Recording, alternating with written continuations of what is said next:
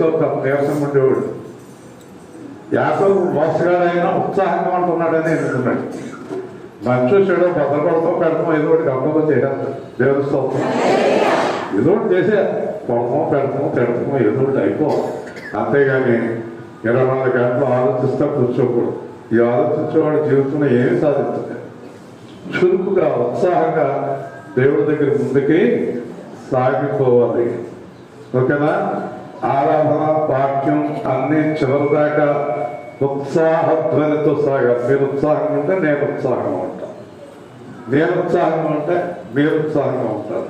ముఖ్యంగా నా ఎదురుగంట కూర్చున్నవాడు ఎలా చాలా నాకు జ్ఞాపకం వచ్చింది కదా. మా మనవాడు గట్టి కొట్టేస్తున్నాడు. అలా ఉంటారు గట్టిగా తాడు పేడు తేల్చేసుకోవాలి. ఇప్పుడు మన శత్రువు మన మీదకి దెబ్బలాడుకొస్తున్నాడు అనుకోండి, మనం వెనక్కి చూసాం అనుకోండి, ఆడు ముందుకు వస్తాడు. ఆడు వచ్చే ముందే మనం కూడా హాయ్ అంటారు. బాబు వీడు వెనకాల ఏదో భయం ఆయన ఏదో ధైర్యం ఎవడో ఉన్నాడు వెనకాలని భయపడతాడు. చేత శత్రువు ముందు మనం ఎప్పుడు ఉత్సాహంగా సాతాను భయపడిపోరు. మన వెనకాల ఎవరున్నారు? గట్టిగా చెప్పండి. సర్వలోకనాథుడు ఉన్నాడు. మనం ఎప్పుడు కూడా బలంగా ఉండాలి. మీ అందరికన్నా ఆరోగ్యం తక్కువ నాకు, కానీ బలిపేట ఎక్కేటప్పటికి కొత్తగా ఏం చేస్తాం. దేవుని యొక్క ఉత్సాహం, దేవుని యొక్క ఆత్మ మనలో ఉన్నప్పుడు మనం ఎప్పుడు గంతులు వేస్తూనే ఉంటాం. ఆనంద ధ్వనితో ఉత్సాహ ధ్వనితో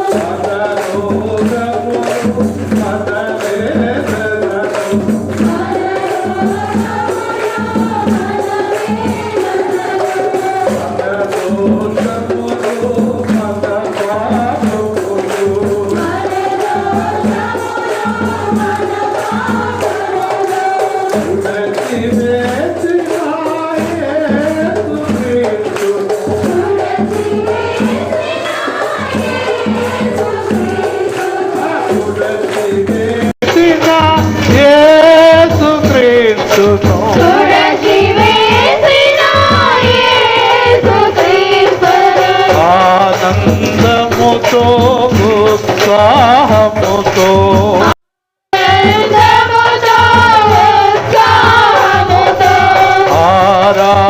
ఆరాధించెదము ప్రభుని.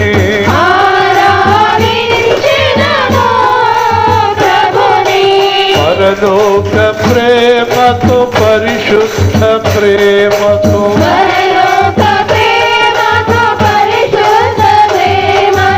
ప్రాణము ఇచ్చిన యేసు క్రీస్తుని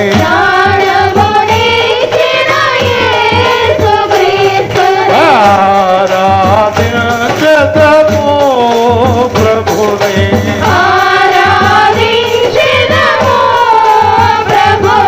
ఆరాధనా స్తుతి ఆరాధనా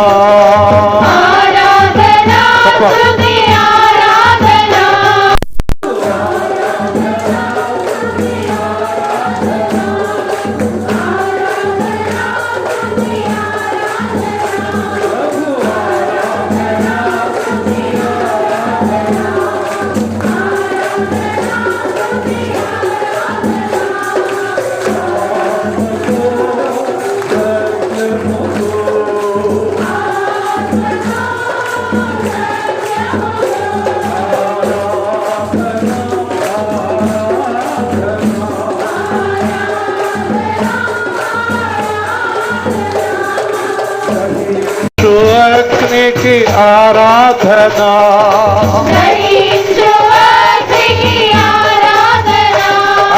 రెండంచున ఖడ్గానికి ఆరాధనా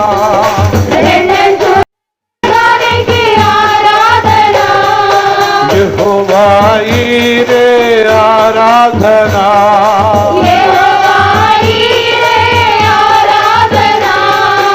యెహోవా షమ్మా ఆరాధనా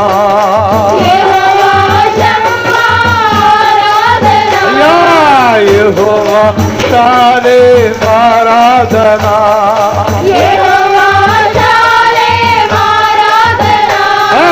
యెహోవా నిస్సి ఆరాధనా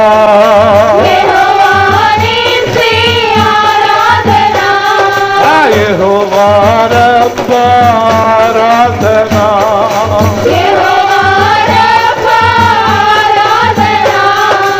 ఆరాధనా స్తుతి ఆరాధనా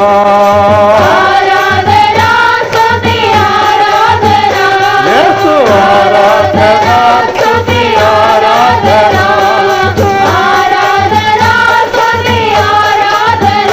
యేసు ఆరాధనా స్తుతి ఆరాధనా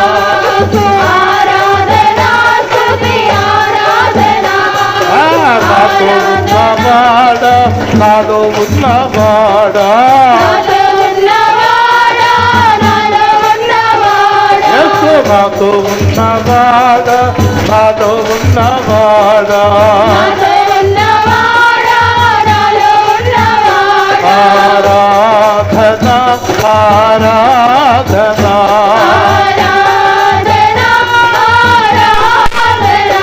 ఆరాధనా ఆరాధనా చెప్పాలి గట్టిగా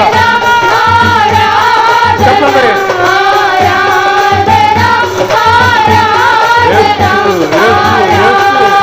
యేసు క్రీస్తు ప్రభువా తండ్రిని మాట్లాడండి మీ కృపను బట్టి మీ ఆత్మను బట్టి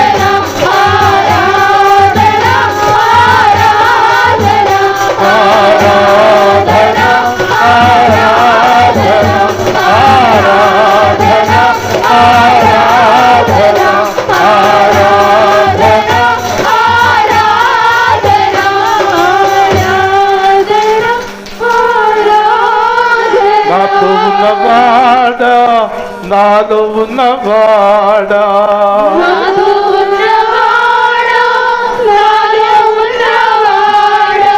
ప్రార్థన చేయండి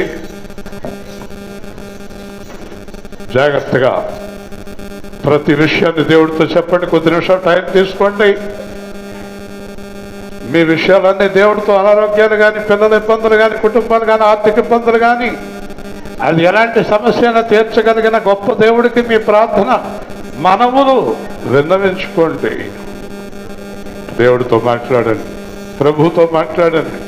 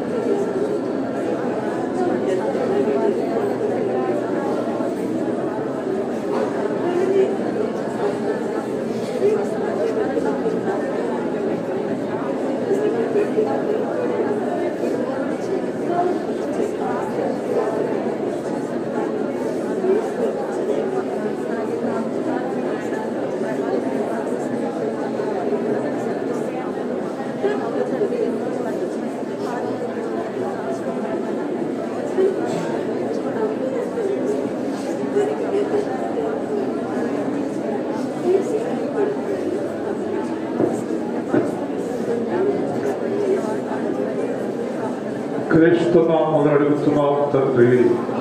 ఆమేన్. కూర్చోండి.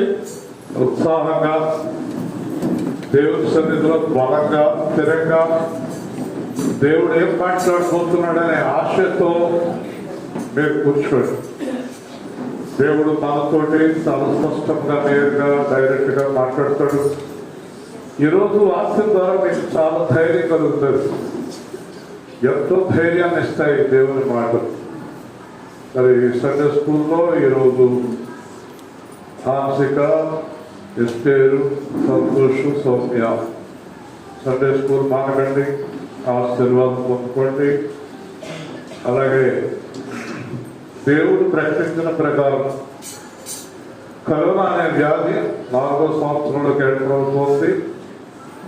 2019 ఫిబ్రవరిలో స్టార్ట్ అయ్యింది చైనాలో. దేవుడు మాట్లాడుతూ 4 సంవత్సరాలు ఈ వ్యాధి ఉంటుంది, 4వ సంవత్సరంలో కొత్త వ్యాధి ప్రారంభమవుతుంది. అలాగే 10 వ్యాధులు వస్తాయి. ఈ వ్యాధుల ద్వారా కొన్ని కోట్ల మంది చనిపోతారు అని దేవుడు ప్రకటించిన ప్రకారం ఫిబ్రవరి కల్లా 4వ సంవత్సరంలోకి వ్యాధి ప్రవేశిస్తుంది. ఇంకా ఈ వ్యాధి ఉంటూ ఉండగానే కొత్త వ్యాధి ప్రారంభమైంది చైనాలో. అది గబ్బిలాల ద్వారా ఈ చైనాలో ప్రారంభమైన వ్యాధి మరికొంతకాలానికి మన దేశానికి విస్తరిస్తుంది. ఈ కొత్త వ్యాధిలో ఇదివరకు 10,000 మందికి ఒకరు, 1,00,000 మందికి 10 మంది అలాగా కరోనాలో చనిపోతే, ఈ వ్యాధిలో 10 మందికి 3 మరణిస్తారు. 10,000కి 3,000, 1,00,000కి 30,000. అంటే రాబోయే వ్యాధి ఎక్కువ మంది చనిపోవడానికి అవకాశం. ఈ రాబోయే వ్యాధిలో మాస్కులు పనిచేయవు, టీకాలు పనిచేయవు, ఏమీ పనిచేయవండి. కరోనా వరకే ఇవి టీకాలు, మాస్కులు. మళ్ళీ కొత్త వ్యాధికి ఎలాంటి సిస్టమ్ వస్తుందో ఆ సిస్టమ్ వచ్చే లోపల కొన్ని లక్షల మంది చనిపోతారు. ఎందుకు నేను ఈ విషయాన్ని మీకు ఎంత స్పష్టంగా తెలియచేస్తున్నానంటే, రాబోయే దినాల్లో ఇంకా చాలా మంది చనిపోవచ్చును. అంచేత చనిపోబోతున్నటువంటి మనము లోకం మీద, డబ్బు మీద, శరీరాల మీద ఎంతసేపు లోకం మీద వ్యామోహాన్ని పెంచుకోకండి. దేవుడికి దగ్గర అవ్వండి. ఇంకా దేవుడికి దగ్గర అవ్వండి. దేవుడికి దగ్గరైన వారు చనిపోయిన బ్రతుకులు. దేవుడు రాబోయే దినాలన్నీ గడ్డు కాలమే. మనం సంతోషంగా గడిపే దినాలు 2018 అయిపోయినాయి.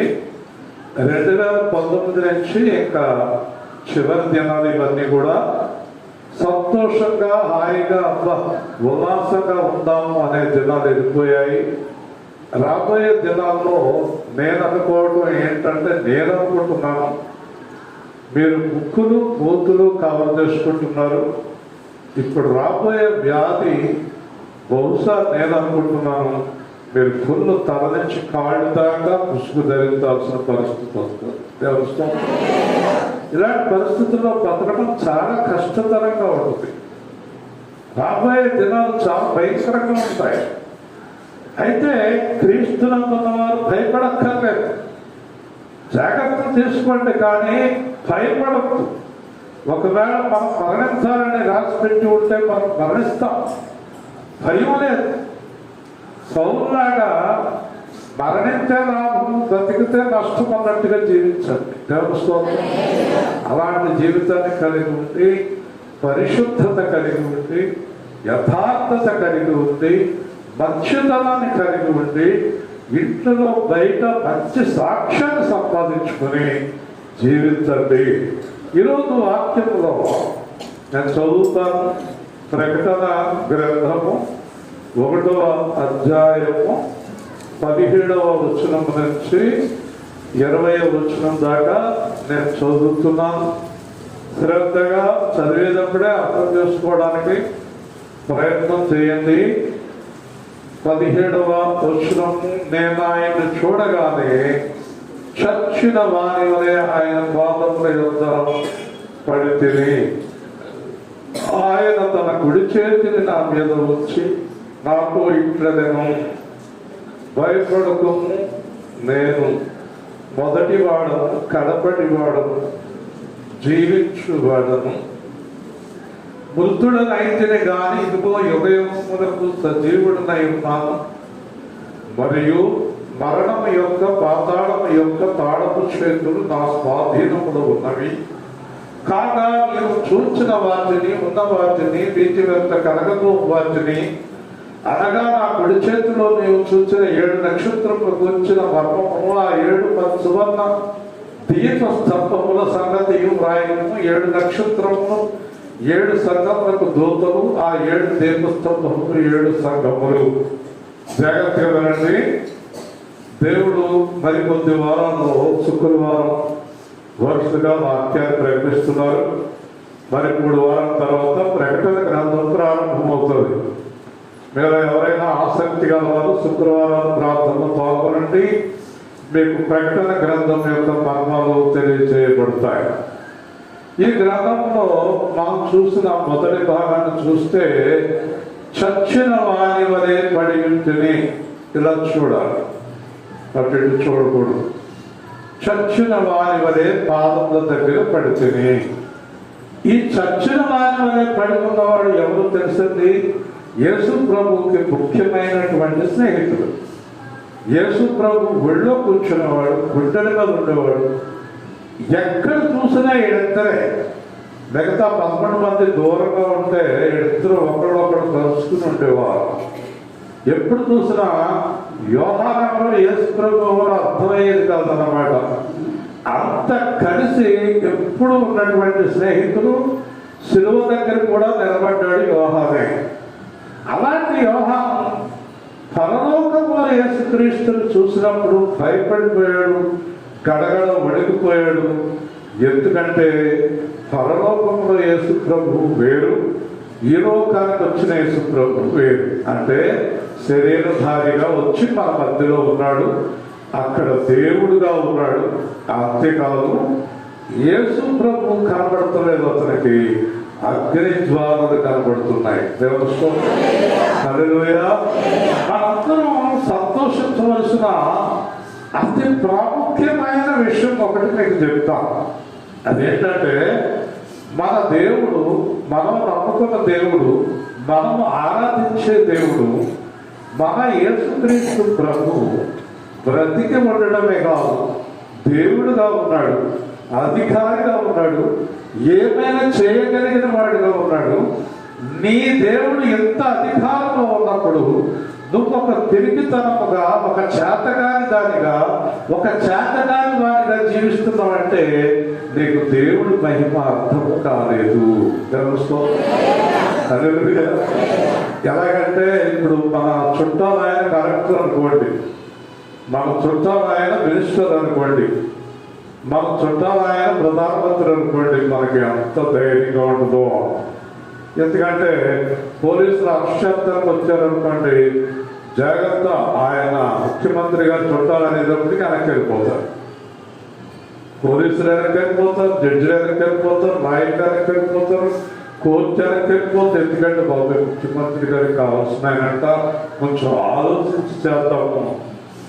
అలాగే మనకి ఏదైనా సమస్య వచ్చినప్పుడు బాగా పెద్ద అధికారులు మనతో ఉన్నారనుకోండి, మనకు భయం ఉండదు. అయితే వాళ్ళ శరీరానికి సంబంధించిన సమస్యలు చేయగలరు కానీ, లోకానికి సంబంధించిన సమస్యలు చేయగలరు కానీ, నరకానికి, పాతాళానికి, మరణానికి సంబంధించిన దాన్ని చేయలేరు. లేదు, ఇది చేయగలిగిన వాడు ఎక్కడున్నాడు చెప్పడం అందరూ? ఎవరైనా పేరు? దేవుని స్తోత్రం. మరణాన్ని ఆపగలిగిన వాడు, రోగాన్ని స్వస్థపరచగలిగిన వాడు, శత్రువుని నశింప చేయగలిగిన వాడు, ఏదైనా చేయగలిగిన వాడు మనకు ఎక్కడున్నాడు చెప్పండి. మరి మనం ఎంత ధైర్యంగా ఉండాలి? ఎందుకంటే ముఖ్యమంత్రి గారు మనకు తెలుసున్న ఆయన అనే ధైర్యం ఎంతకాలం ఉంటుంది మనకి? ఆయన సీటులో ఉన్నంతకాలమే. ఆయన సీటులో దిగిపోయాక పోలీసులు వచ్చి అరెస్ట్ అవుతారు. అంటే ఆలేదు ఈయన, నీ పైన ఉన్నవాడు దిగిపోయేటాడు అంటారు. దేవుని మరి ఈయన దిగిపోతాడా? ఈయన అధికారం తగ్గిపోతా? ఈయన ఎప్పుడైనా అధికారం నుంచి త్రోయపడతాడా? సర్వాధికారి. దేవుని స్తోత్రం. ఎప్పుడూ అధికారంలోనే ఉంటాడు. అందుచేత మీరు ఎవరి మీద ఆడుకోవాలి? దేవుడి మీద. దేవుని స్తోత్రం. దేవుడికి అసాధ్యమైనది ఏంటి లేదు. ఏదైనా చేయగలిగిన దేవుడి మీద ఆడుకోవాలి. నేను చచ్చిన వారి మరి పాదముల యొద్ద పడితేనే, అప్పుడు ఏం చేశాడు ఆయన? కుడి చేతిని నా మీద ఉంచెను. చెప్పండి, అందరూ చెప్పాలి. ఏముంది? ఏముంది? ఏముంది ఆయన కుడి చేతిలో? ఆయన కుడి చేతిలో బలం ఉంది, కుడి చేతిలో జయం ఉంది, కుడి చేతిలో జీవం ఉంది, కుడి చేతిలో మహిమ ఉంది. కుడి చేయి అక్కడ పెట్టాడు, అంతే. షాప్ కొట్టినట్టు వేసాడు. దానియేలు 21 రోజులు ఉపవాసం చేసి చచ్చిపోయిన వాళ్ళలాగా ఉన్నాడట. చనిపోయిన వాని వలె ఉంటేని ఆయన నా మీద చెయ్యి వేయగానే ఎంతో బలం వచ్చేసింది అన్నాడు. దేవుని స్తోత్రం. హల్లెలూయా. నాకెంతో బలం వచ్చేసింది ఆయన నా మీద చెయ్యి వేయగానే. అందరూ చెప్పండి. అందరూ చెప్పాలి. దేవరత్నం గారు అర్థమైంది మీకు? ఆయన చెయ్యి వేసేటప్పటికి ఏమొచ్చిందమ్మా? నీరసంగా ఉన్న వాళ్ళందరూ దేవుని స్తోత్రం చెప్పండి. ఆయన చెయ్యి వేయగానే ఏమొచ్చింది? మళ్ళీ చెప్పండి. నేను ఏదైనా ఒక మాట ఎక్కువసార్లు చెప్పించానంటే దాంట్లో లోతైన సత్యం ఉంటుంది కదా. ఇవాళ గబ్బులు చేసావమ్మా, ఓ రోజు నీకు ట్రీట్మెంట్ అవడం మంచిదైంది, వెనక్కి పంపించేస్తే కరెక్ట్గా వచ్చేసింది. ఓకే, అప్పుడు చెప్పండి, ఏం వేస్తే బలం వచ్చింది? గట్టిగా చెప్పండి. మరి ఆయన ఆత్మ మీలో ఉంటే ఎలా ఉండాలి? మీరు చెయ్యేస్తేనే అంత బలం వస్తే నా ఆత్మను మీలో ఉంచేదను అన్నాడా లేదా? ఇప్పుడు పరిశుద్ధాత్మ మనలో ఉన్నాడా లేదా? ఉన్నాడా? నీరసంగా ఉన్న వాళ్ళందరికీ ఉన్నాడా? చెప్పండి. తప్పట్లు ఇలా కొట్టేవాడికి ఉన్నాడా? ఇదేంటో ఎందుకో తప్పట్లు ఇలా కొట్టేవాళ్ళు, చర్చ్ చూసి ముద్దు పెట్టుకునేవాళ్ళు ఒకటే. చూసారు మీరు? చాలామంది రోడ్డు మీద వెళ్తూ ఉంటారు. ఏంటో చెప్పండి. ఇప్పుడు దేవుడు మనలో ఉన్నాడా? ఏ రూపముగా? పరిశుద్ధాత్మ. మరి చెయ్యేస్తే అంత బలం వస్తే ఆత్మ ఉన్న వాళ్ళు ఎంత నీరసంగా ఉన్నారా? అది కూడా చెప్తాను మీకు.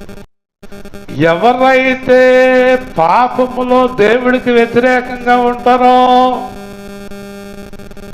ఎవరైతే దేవుడికి వ్యతిరేక సంభాషణలు పనికిమాలిన జీవితంలో ఉంటారో వాళ్ళలో ఆత్మ ఉన్నప్పుడు వాళ్ళు చచ్చిన వాళ్ళే నీరసంగా ఉంటారు. ఎవరైతే దేవుడి కోసం జీవిస్తూ పరిశుద్ధంగా ఉంటారో వాళ్ళు ఉత్సాహంగా ఉంటారు. దేవుడితో ఆ ఆత్మ ఏం చేస్తుంది? ఎవరు రాయి గురించి అవిధేయులకు అడ్డురాయి, విధేయులకు పునాది రాయి. యేసు ప్రభు మన దగ్గర ఉన్నప్పుడు మనం సరిగ్గా లేవనుకోండి, మనం కొడతాం. మనం సరిగ్గా ఉంటే మనల్ని దేవుడుస్తాం. అర్థమైంది మీకు? బాగా అర్థమైందా? ఈ రాయి మీద పడుతో, ఈ రాయి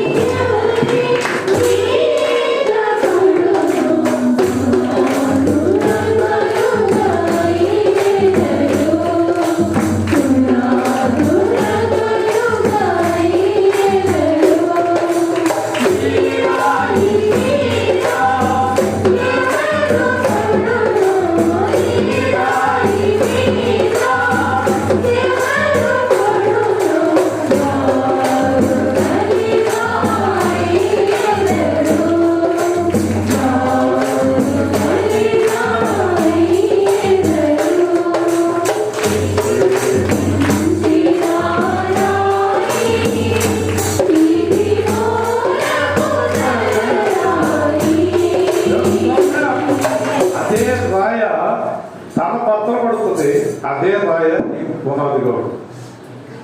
అదే రాయ నువ్వు యథార్థం అంటే నీ శత్రువును భద్రపడుతుంది. నువ్వు తేడా ఉంటే నిన్ను భద్రపడుతుంది. దేవుడితో యేసుక్రీస్తుడు అంత సులువే కాదు. యేసుక్రీస్తు సహవాసం అంత సులువు కాదు. మనం తప్పుడు పనులు చేస్తే మనం అనారోగ్యాన్ని పోలైపోయి కింద పడిపోతూ ఉంటాం. మనం లోకాన్ని ప్రేమిస్తే అంతకంతకి కింద పడిపోతూ ఉంటాం. యేసు ప్రభు యథార్థంగా లేకపోతే మనం కింద పడి లేవలేని స్థితిలో ఎవరైనా నన్ను లేవనెత్తాడు బాబు అని ఈ చెయ్యి ఒకటి పట్టుకోండి, ఈ చెయ్యి ఒకటి పట్టుకోండి అనే స్థితిలో ఉంటాం. అదే నువ్వు యథార్థంగా ఉంటే నువ్వు ఇంకొకరికి చెయ్యి అందించే స్థితిలో ఉంటావు. నువ్వు పడిపోతున్నావు అంటే ఎందుకు అర్థం చేసుకో. నువ్వు లోకాన్ని విడిచిపెట్టలేదు. లోకమన్న బంధువులన్నా నీకు విపరీతమైన ప్రీతి, దేవుడి వైపుకి నీ హృదయం ఇంకా తిరగలేదు. అందుకనే నువ్వు నీరసంగా పడిపోతున్నావు. అనారోగ్యంగా ఉన్నవారి గురించి నేను మాట్లాడుతుంది. అనారోగ్యంగా ఉన్నవారు నీరసంగా ఉండడం గురించి నేను మాట్లాడుతున్నాను. ఆయన టాపిక్ అబౌట్ సిన్. నేను పాపము గురించి మాట్లాడుతున్నాను. దేవుడితో పాపంగా ఉన్నవాడిని రాయి ఏం చేస్తుంది? కిందకి అణిచేస్తారు. పాపంలో ఉన్నవారిని రాయి కిందకి అణిచేస్తుంది. పరిశుద్ధులను రాయి పైకి లేవనెత్తుతుంది. దేవుని స్తోత్రం. ఇది మీరు బాగా గుర్తుపెట్టుకోవాలి. యేసు ప్రభు నాతో ఉన్నాడన్న సంబరం కాదు. యేసు ప్రభు నీతో ఉన్నప్పుడు జాగ్రత్తగా రాము తీరకొడతాడు, జాగ్రత్తగా ఉంటే లేవనెత్తుతాడు. యేసు ప్రభు ఉన్నాడని సంతోషం కాదండి. యేసు ప్రభుకి ఇష్టమైన జీవితంలో ఉండడం చాలా ప్రాముఖ్యమైన విషయం. నేను చర్చిలో వారి వలె పడి ఉంటుంది. ఆయన తన కుడి చేతిని ఆ పిల్లలను తీయడం చేయి చెప్పిన వెంటనే చేయాలి. బలిపేట దగ్గర అస్సలు అమ్మదేవు. అంచేత తన కుడి చేతి నా మీద నుంచి నాతో ఇట్లనే చెప్పండి. అందరితో ఏం చెప్తున్నాడు? భయపడకు. దేవస్థానం భయపడుతున్న మాట ఎవరు చెప్పినా పని అవదండి. మనం భయపడకపోతే ఇంకా భయం వచ్చారు. మన దగ్గరికి వచ్చి కొంతమంది ఏం మాత్రం భయపడకండి అంటారు. ఏడకి భయమే, ఆడకి భయమే, ఏడకి భయమే, ఆడకి భయమే. ఏడైపోతుంది, చేయనడిపోయింది కదా, అప్పుడు దాకా సోది చెప్తారు. భయపడకంటాడు. షేక్ అవుతాడు. వీడిపోయి నేను మళ్ళీ పొద్దున్న అవుతాను, భయపడకండి. వీడి భయం చేయదు. భయపడకాని వాళ్ళు ఎవరు అస్త్రం వేస్తున్నాయి. కానీ ఈ భయపడకాని ఆయన ఎవరు తెలుసా? ఎందుకు అనగలుగుతున్నాడంటే, నువ్వు భయపడతాను ఎందుకు అనగలుగుతున్నాడంటే దాని కారణం చెప్తున్నాడు. నేను మొదటి వాడును, కడపటి వాడును, జయించువాడు. హల్లెలూయా. అందరూ చెప్పండి. భయపడకాలను ఎవరు కాదు. భయపడకాలవాడు మనిషి కాదు. భయపడకన్నవాడు మామూలుడు కాదు. భయపడకన్నవాడు ఎవరట చెప్పండి? మొదటి వాడు, కడపటి వాడు, జీవించేవాడు. అర్థం చెప్పండి. మొదటి వాడు అంటే సృష్టికి మొదటి వాడు. ఈ సృష్టికి కడపటి వాడు అంటే ఈ సృష్టి నాతోనే ముగుస్తుంది, నాతోనే ప్రారంభమవుతుంది. అప్పుడు దేవుని స్తోత్రం. ఈ సృష్టి నాతోనే ప్రారంభమవుతుంది, నాతోటే ముగుస్తుంది. అంతేకాదు చనిపోవడం బ్రతకడం ఉండదు అక్కడ. నేను ఎప్పుడు జీవించువాడను. దేవుని స్తోత్రం. ఈ 3 లక్షణాలు కలిగిన వాడు కనుక నేను భయపడతాడు. చచ్చిపోయేవాడు నేను భయపడుతున్నా, ఆడు చచ్చిపోతాడు. అంతే కదా. ఒక రోజున ఒక చిన్న విషయం మీకు చెప్పాలి. నవ్వినా సరే ఒక డాక్టర్ గారు ఒక అతనికి ఆపరేషన్ చేస్తానికి థియేటర్లో అంతా సిద్ధం చేశాడు. సరిపెట్టమ్మా తగ్గతో బాటిల్ తాగుతాం. నాకు రామదా నేనేం చేయాలి, నాకు పడిపోతుంటా. ఓకే, జాగ్రత్తగా అంత ఆపరేషన్కి అంత సిద్ధమైపోయింది. ఈ లోపల మెసేజ్ వచ్చింది. ఏమైనా మెసేజ్ వచ్చింది? అందరూ ఎంత బాధపడుతున్నారు. దేవుడు మాట్లాడతాం ఇలాంటి ఏమైనా మెసేజ్ వచ్చింది? ఈ ఆపరేషన్ జరుగుతున్న వ్యక్తికి ₹1,00,000 లాంటి ఎంతండి చెప్పాలి. ₹1,00,000 లాంటి దగ్గర మెసేజ్ వచ్చింది. అక్కడ పంపించారు. ఏమని? మీరు ఆపరేషన్ చేయబోయే వ్యక్తికి ₹1,00,000 తగిలింటాడు. ఆ మాట సడన్గా చెప్తే అసలు చేసేది గుండె ఆపరేషన్. వీడు చస్తాడు. అంతే కదా. గుండె ఆపరేషన్ చేసేవాడికి నీకు ₹1,00,000 లాంటి తగిలిందంటే ఒకవేళ సంతోషంగా చచ్చిపోయే అవకాశం ఉంటుంది కదా. నెమ్మదిగా డాక్టర్ గారి దగ్గరికి వెళ్ళి నెమ్మదిగా చెప్తున్నాడు అన్నమాట. నీకు ఏదైనా ఒకటి గొప్ప సంఘటన జరిగిందనుకో, అలాగే ఇలాగా అన్ని రెడీ చేసి అంతా అయిన తర్వాత మళ్ళీ అన్నాడు, నీకు డాక్టర్ ఎక్కడికి పడడం అలవాటా అంటాడు. ఒకవేళ నీకు ₹1,00,000 లాంటిది తగిలిందనుకో ఏం చేస్తావు అన్నాడు. అంటే డాక్టర్ సగం మీకు చెప్తాను. డాక్టర్ గారు చచ్చిపోయాడు.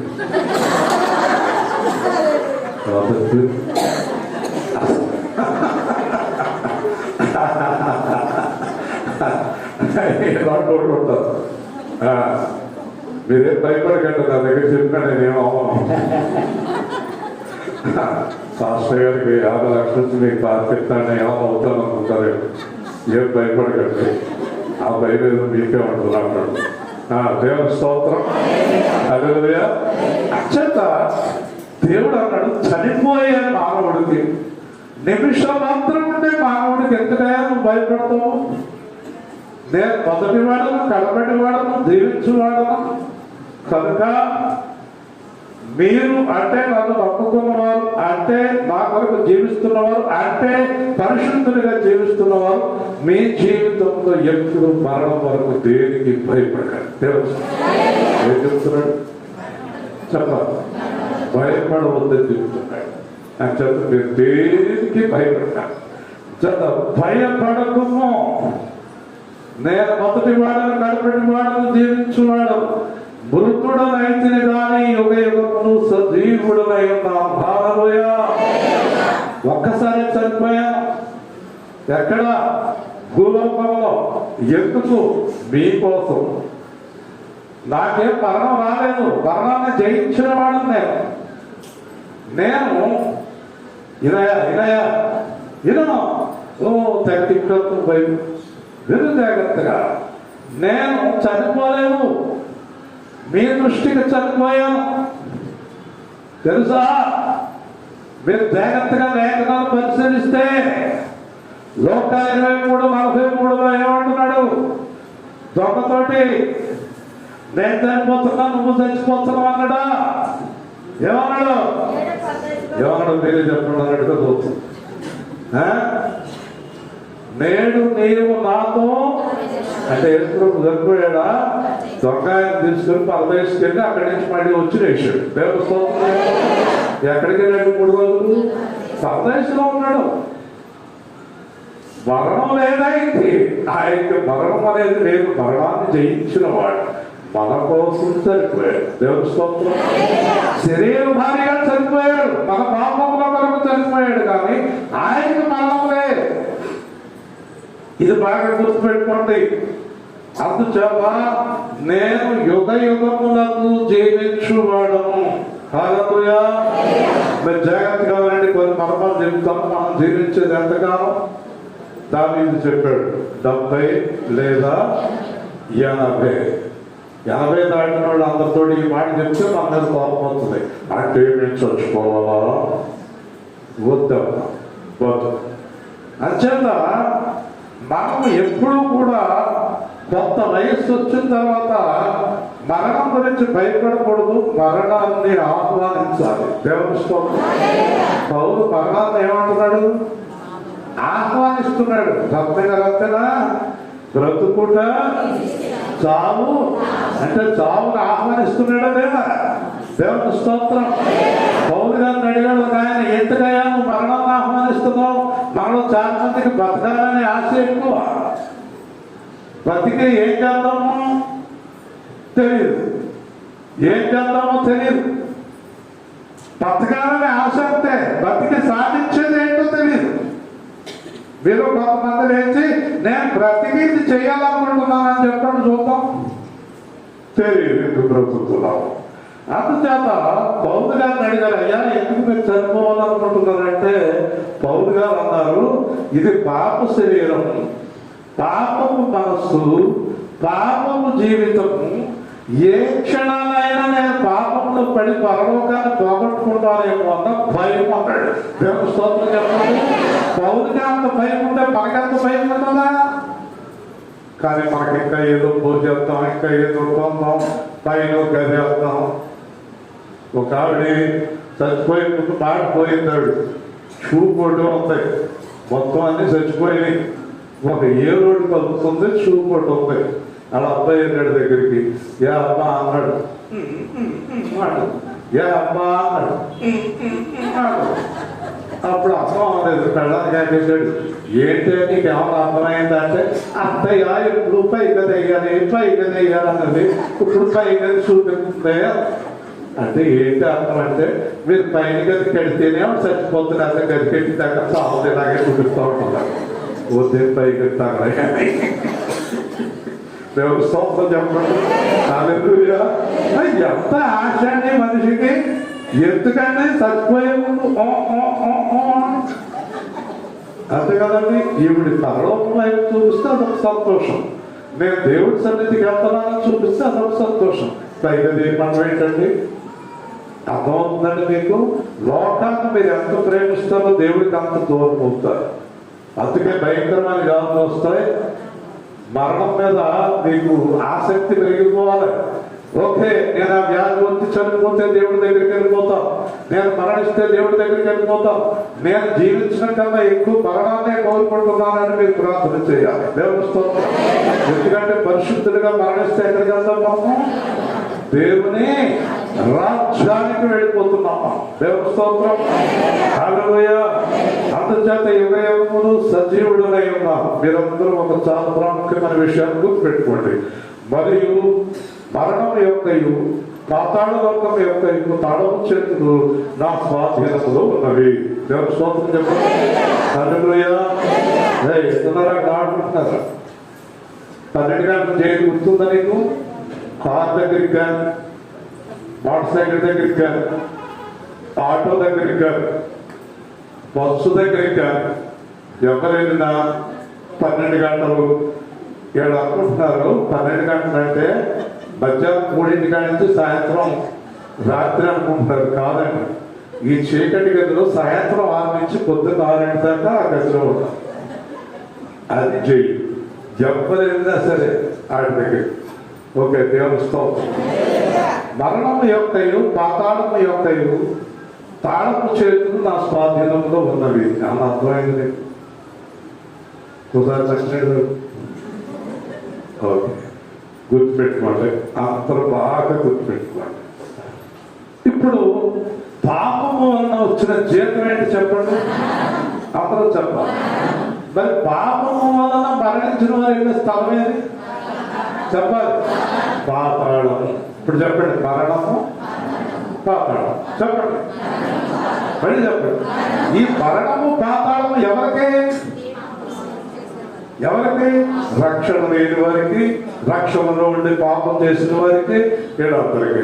ఇప్పుడు యేసుక్రీస్తు కంట దేవుడు అంట ఎప్పుడైతే మరణం నుంచి తిరిగి లేచాడో, పాపాన్ని జయించాడో తాళం చేతులు ఇచ్చాడంట దేవుడు. యేసుక్రీస్తుకి తాళం చేతులు గుర్తిచ్చాడంట. ఏంట తాళం చేతులు అంటే గుర్తుపెట్టుకోండి, మరణము పాతాళం యొక్క తాళము చేతులు నా స్వాధీనములో ఉన్నవి. అంటే మనుష్యులను ఎవరినైనా ప్రపంచంలో ఏ మనుష్య ఆత్మనైనా పరలోకానికి పంపించే అధికారం, పాతాళానికి మరణానికి పంపించే అధికారం ఎవరి చేతిలో ఉంది? దేవుని స్తోత్రం చెప్పండి. ఎవరి చేతిలో ఉంది? అందరూ చెప్పండి. అంటే ఎవరినైనా మరణింపు చేసినా, పాతాళానికి పంపించినా ఎవరి చేతిలో ఉంది? దేవుని స్తోత్రం చెప్పండి. అంటే మనలో ఎవరికైనా మరణం రావాలంటే ఎవరి పర్మిషన్ కావాలి? అందరూ చెప్పండి. పాతాళానికి వెళ్ళాలంటే ఎవరి పర్మిషన్ కావాలి?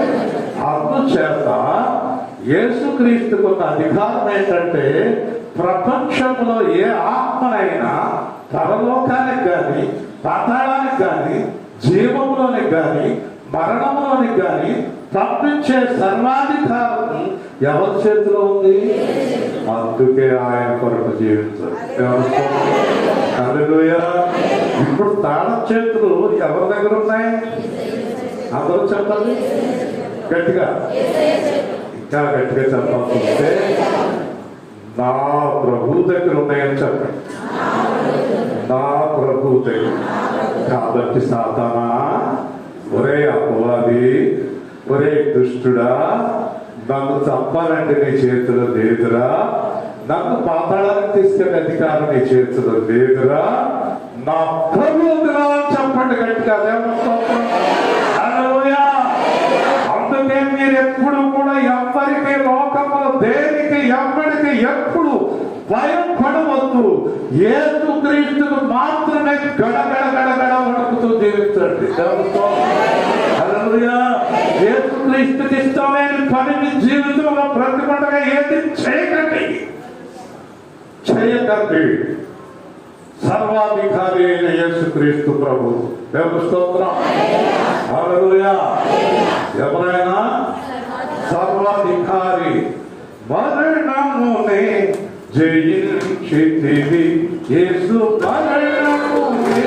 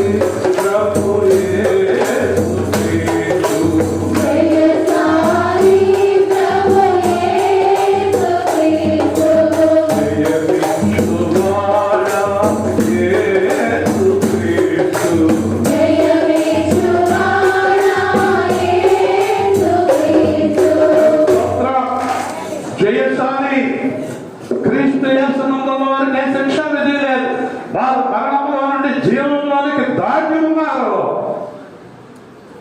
అందరూ గుర్తుపెట్టుకోండి, క్రైస్తవులు ముఖ్యంగా యేసుక్రీస్తు పిల్లలు ఎవరైనా ఆవిడ చంపేశారు అని అనకండి. క్రైస్తవుల్లో మరణం రావాలంటే ఆయన పర్మిషన్ కావాలి.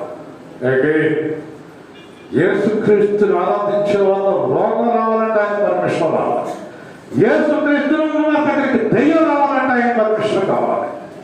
యేసుక్రీస్తులో ఉన్న వారు ఎప్పుడు మంచం మీద పడుండాలంటే ఆయన పర్మిషన్ కావాలి. అందుకే నేను మీకు ఒక ముఖ్యమైన మాట చెప్తున్నాను, గుర్తుపెట్టుకోండి.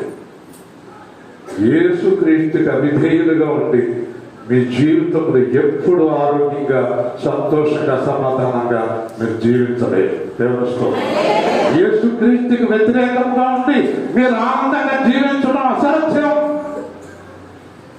మీరు సమాధానంతో జీవించడం అసాధ్యం. యేసుక్రీస్తుకి వ్యతిరేకమైన మాటలు, పనులు, చూపులు చేస్తూ మీరు సంతోషంగా జీవిద్దాం అనుకోవడం మీ భ్రమ. యేసుక్రీస్తుకి నచ్చినట్టు జీవించండి. 120 సంవత్సరాలు కూడా బతికిస్తాడు దేవుడు. ఆ 120 సంవత్సరాలు కూడా ఆరోగ్యంతో.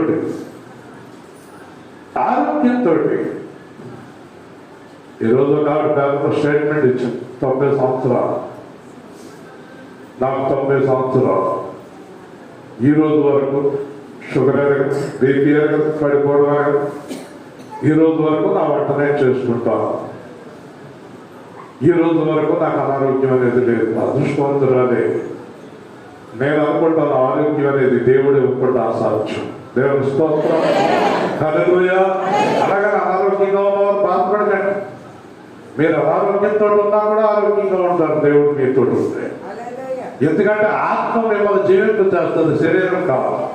నీ శరీరంలో షుగర్, నీ శరీరంలో బీపీ, నీ శరీరంలో భయంకరమైన వ్యాధులు ఎన్నున్నా జీవింప చేసేది దేవుని ఆత్మ అయితే ఆ వ్యాధుల్ని ఆ ఆత్మ లెక్క చేయదు. దేవుని అర్థమవుతుంది కదా. చావులోనే ఈ శరీరం ఆయన జీవింప చేయడం. చాలా మంది సేవకులు, విశ్వాసులు భయంకరమైన అనారోగ్యంతో ఉంటారు, కానీ చాలా ఉత్సాహంగా ఉంటారు, చాలా అందంగా కనిపిస్తారు. కారణం ఆత్మీయ జీవింప చేయించున్నది. ఈ ఆత్మ ఏం చేస్తుందంటే శరీరంలో ఉన్న రోగాన్ని పక్కన ఉండాలంతే. దేవుడు గుర్తుపెట్టుకోండి. యేసు ప్రభువులో జీవించడం నేర్చుకోండి. ఆ చుట్టాలని, ఆ పిల్లల్ని, ఆ ఊరికిని, ఆ లోకాన్ని, ఆ డబ్బుని, ఆ బంగారాన్ని, ఆయన్ని ప్రేమించు మానే. ఎంతవరకు మీ హృదయం నా వైపు తిరగలేదు. మీరు ఇక్కడికి వచ్చినప్పుడు ఏమో తిరుగుతుంది, ఇంటికి వెళ్ళకంటే అలా తిరుగుతుంది కదండి. నా దగ్గరికి ఒకసారి ఎవడో బొమ్మ తెచ్చాడు. ఆ బొమ్మని ఎలా తిప్పితే అలా తిరుగుతుంది అన్నాడు. బాగా అబ్బాయి అనుకున్నాను. నేను చాలాసార్లు నా వైపు తిప్పితే నా వైపు తిరుగుతుంది, ఎలా తిప్పుతుంటే అలా తిరుగుతుంది, ఎలా తిప్పుతుంటే అలా తిరుగుతుంది. నేను అడిగిన, ఏమయ్యా ఏ వైపు తిప్పితే ఆ వైపు తిరుగుతుంది అన్నావు, అది ఎప్పుడు వెనక్కి తిరుగుతుంది ఏంటి ఆ బొమ్మ? ఆ బొమ్మ చెడిపోయిందండి అన్నాడు. దేవుని స్తోత్రం. నువ్వు చెడిపోయిన బొమ్మ అయితే నువ్వు ఎప్పుడు అలాగే తిరుగుతుంటావు. ఇక్కడ ఉండగానేమో అయ్యో దేవుడు చాలా గొప్పడు, ఏమయ్యా నిలబడిందా, ఆయన నిలబడిందా అని అడుగుతుంది. ఇంటికి వెళ్ళాక నిలబడిందా అని అడిగాడంటే అది అక్కడ ఇక్కడ కాదు, ఇక్కడ పని తిరిగిపో, ఇక్కడ పని లోకం వైపు తిరిగిపో, అక్కడ దేవుడి వైపు తిరుగు, ఇక్కడ లోకం వైపు తిరుగు. కొన్నాళ్ళకి ఏమవుతుంది ఆ బొమ్మ చెప్పండి?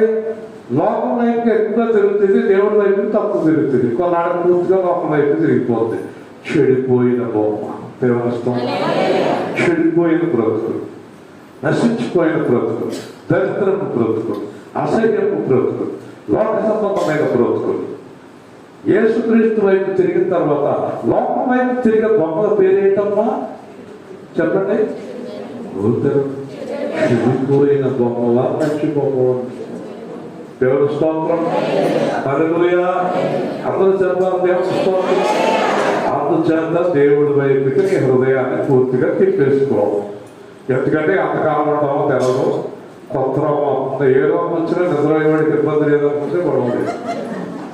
మేము నిద్రపోయేది వచ్చిందంటే నిద్రపోనే వెళ్ళిపోతాం, గొడవ లేదు, నిద్రపోతాం. నిద్రపోతా. దేవుని స్తోత్రం. నిద్రపోకు, మెలకుగా ఉండు. ఓకేనా?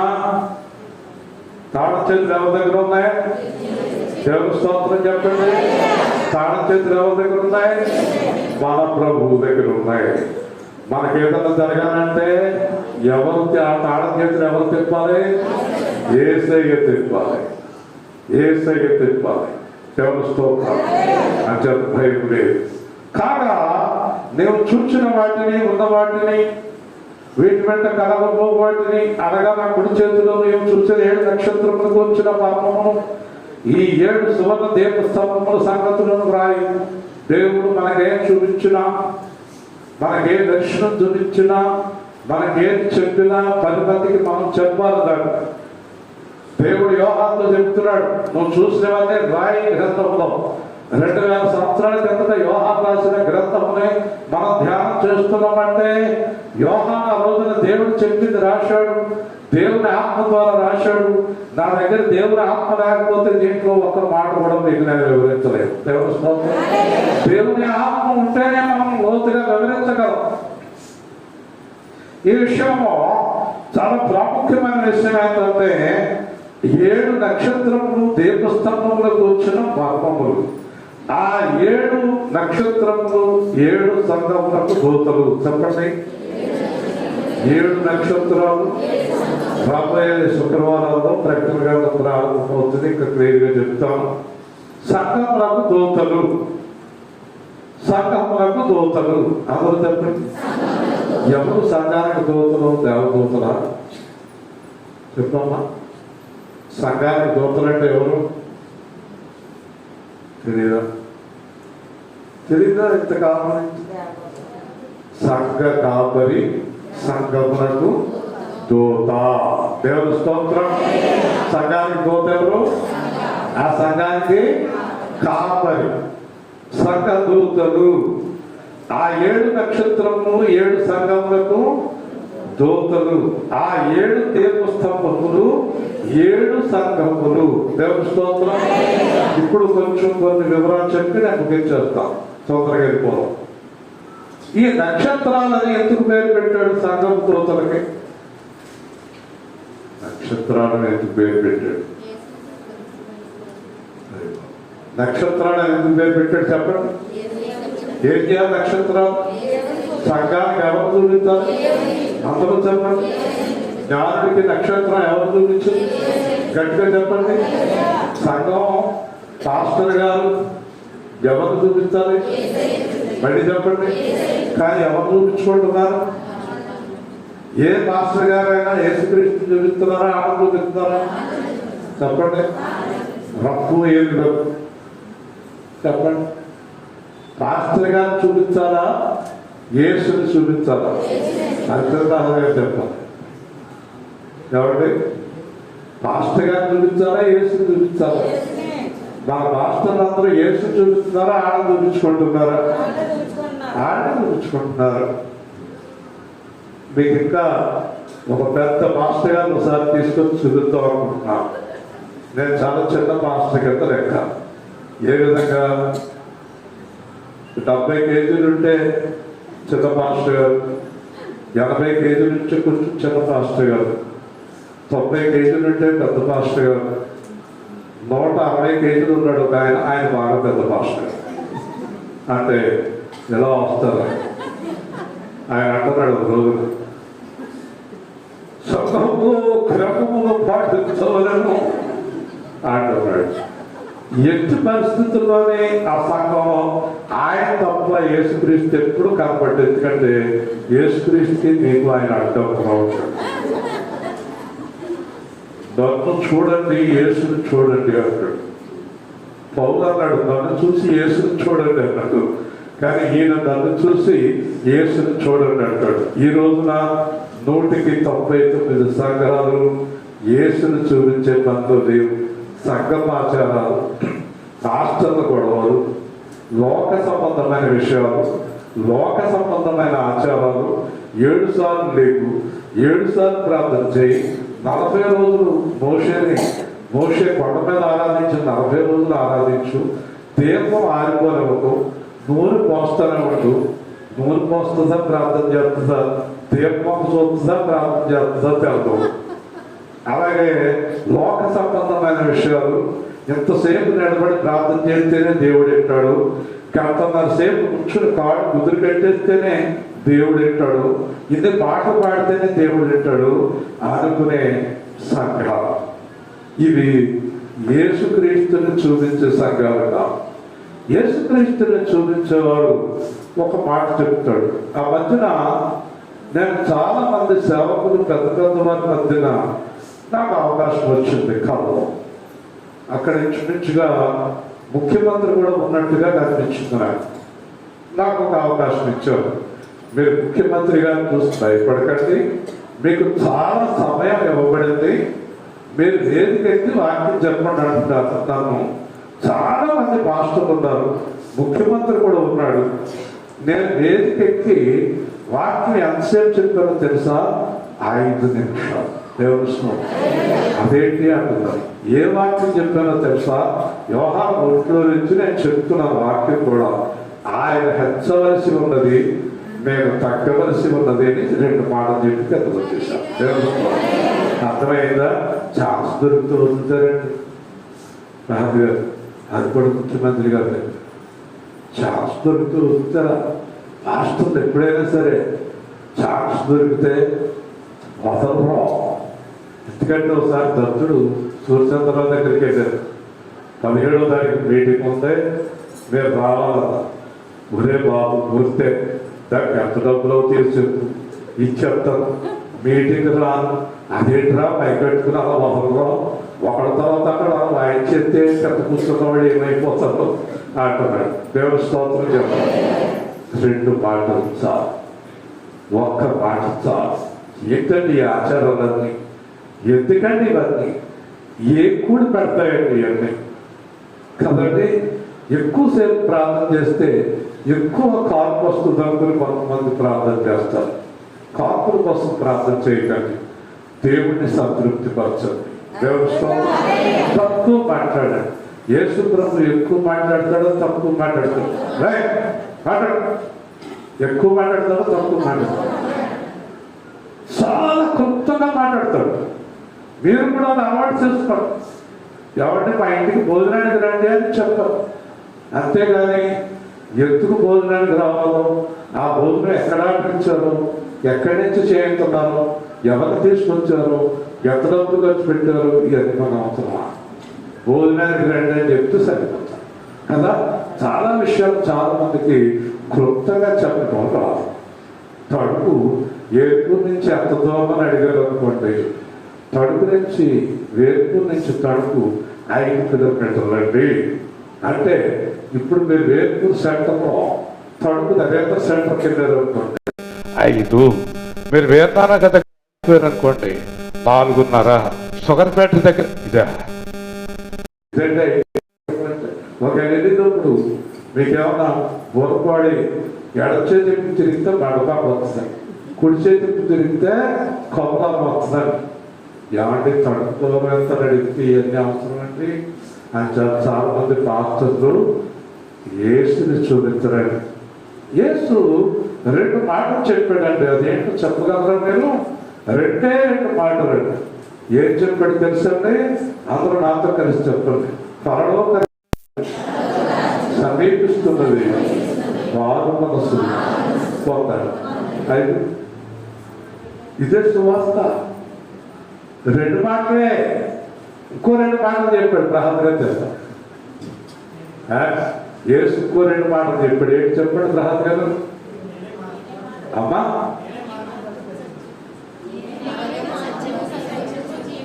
నాకేమవుతుంది?